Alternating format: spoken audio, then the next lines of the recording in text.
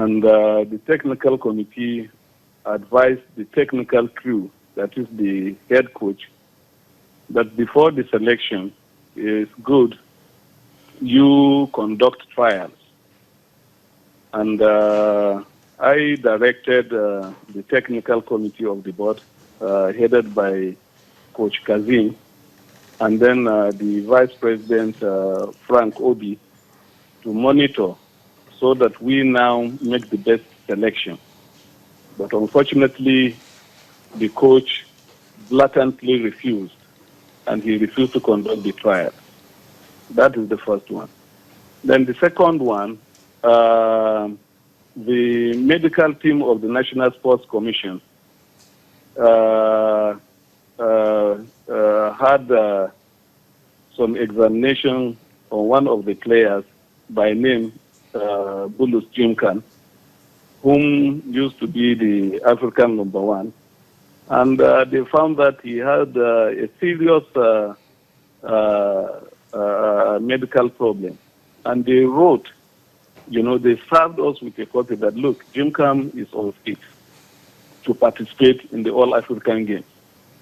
I was in Oslo then, and I called and told them that, look, Jimkan should be substituted. They should get in touch with the technical crew so that they now look at the better player that they will substitute.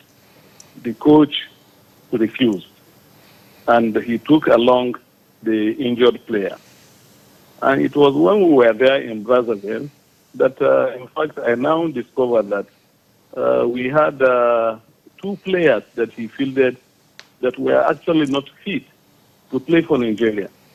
And that was why Badminton performed woefully, because it has never happened in the history of Badminton.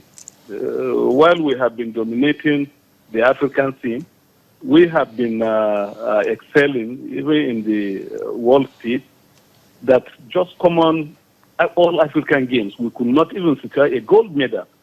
It's a disgrace. So the board now met yesterday and reviewed the whole activities. And we now look at the query issued to the coach and then the answers he gave, and the board was not satisfied. So they feel that this kind of disgrace we actually suffered, something should be done practically. Now, apart from that also, before we went for the All-African Games, he granted an embarrassing interview. I was somewhere when they brought some dailies to me, saying that the players are training with obsolete equipment. This is blatant lie. In fact, I could remember the Director General Sports Commission have been coming to the hall where Badminton trains physically and asked what are our demands. And all our requests have been met by the commission. And he started apologizing. So we feel the coach is just not fit to continue as a national coach. And the board now decided that he should be banned for 5 years. Wow. And that is the decision of the board. Okay. Thank you so much, Dalami Senchi, for speaking to us. Good clarifications. And when we get to speak to the coach, we will get you talking again. Thank you so much for speaking to us on the show. Okay.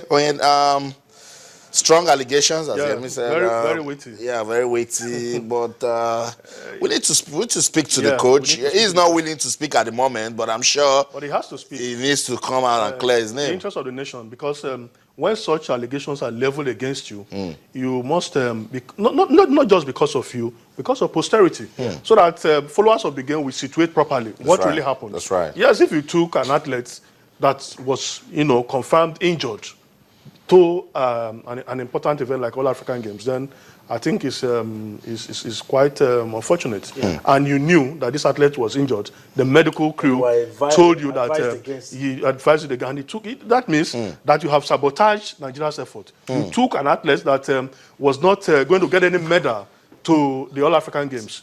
And I think it's quite weighty. So he has to speak. He's condemned to speak. He doesn't have any option. He has to clear the air on all these allegations. Okay. We'll keep an eye on that one. Coach Mohamed Bako, our national badminton coach, has been banned from all badminton-related matters nationally and internationally for 5 years by the Nigeria Badminton Federation. Coach, come on, waiting for you to speak to us. Let's go on a break now. When we come back, we'll give you updates on the 2016 African Nations Championship. And in Abuja, there was a peace meeting today between the president of the Nigeria Football Federation, Amaju Pinnick, and this name, Christopher Giwa. We'll talk about it when we come back. Stay. ChannelsTV.com is your most trusted news website, using responsive design for a richer user experience. Get the latest information as it happens: politics, sports, business, entertainment, health, and more. Access our content on all our social media platforms. To access the world, you only need ChannelsTV.com. The news at your fingertips. Okay, we're back again. We're still talking sports right here, Channels TV Sports Center in Lagos, Nigeria. Just to let you know that you can be part of the show on Twitter with Channels_sports, and on Facebook with Channels Life in Sports. Let's go over to Kigali in Rwanda, where we're having the 4th edition of the African Nations Championship. Team Nigeria did big things with their opening match. We're waiting for Friday when Coach Sunday Olise's team will play Tunisia. But today we saw some breathtaking football. This host country, guys, they are not smiling. Rwanda beating Gabon. Now they are safely through to the quarterfinals, and we said it wasn't going to be an easy one for Morocco when they confronted Cote d'Ivoire. That ended by a single goal. But let's talk about these Rwandans. They are playing good football. They are believing they can even win it. Yeah, they are hosting. And you see, when you have opportunity of hosting such a tournament, you know that going by their profile, they may not have another opportunity, of advancing this far in any tournament. So they muster a lot of support. The players are turbocharged. The first game, they were all over the Ivorians, and the same thing happened. There is a lot of motivation for them. So, and it's even good for the tournament if the host team advances to the crucial stages. That's right. Their the attention, will be very, very high. So I think they deserve to, get to the quarterfinal, judging by what they have done. Because when you beat a team from Cote d'Ivoire with all the pedigree of the Elephants of Cote d'Ivoire, then they are no longer, underdogs, and they have gone ahead to, win their second game against Gabon. So you can't just call them pushovers. If they get to the quarterfinal and are able to, do what they've been doing, then they'll consider themselves favorites. And then Cote d'Ivoire, 1-0 against Morocco, but vital 3 points in the bag. That was all they needed, and they did the job. Once you lose your first game in a tournament, it puts you under pressure. And, they needed that victory. They've gotten it. Now their destiny is in their own hands. You don't need to bring the calculators out. All you need to do is win your next game.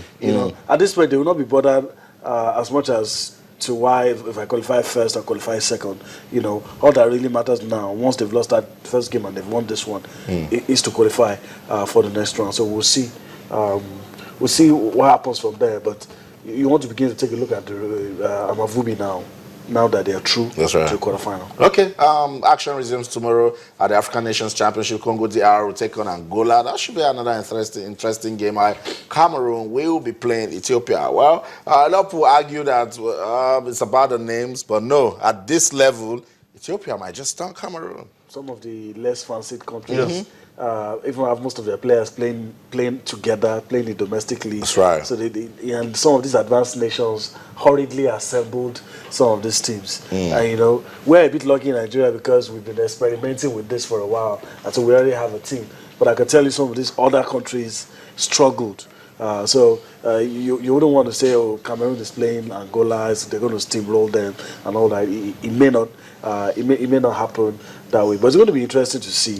Pedigree doesn't count for much so far. Yeah, but a country that has really lived up to their pedigree, I think, is Congo DR. They won the first edition of this CHAN in Cote d'Ivoire, and the way they defeated Ethiopia in the first game. When they have very strong teams in their league. Yeah. TP Mazembe, 4-time CAF Champions League winners. They also have other teams that are doing well on the continent. So it's very easy for them to just get a team together. Cameroon struggled, even though they got the victory against Angola in the first game. So let's see if they will consolidate. Let's see whether Angola will bounce.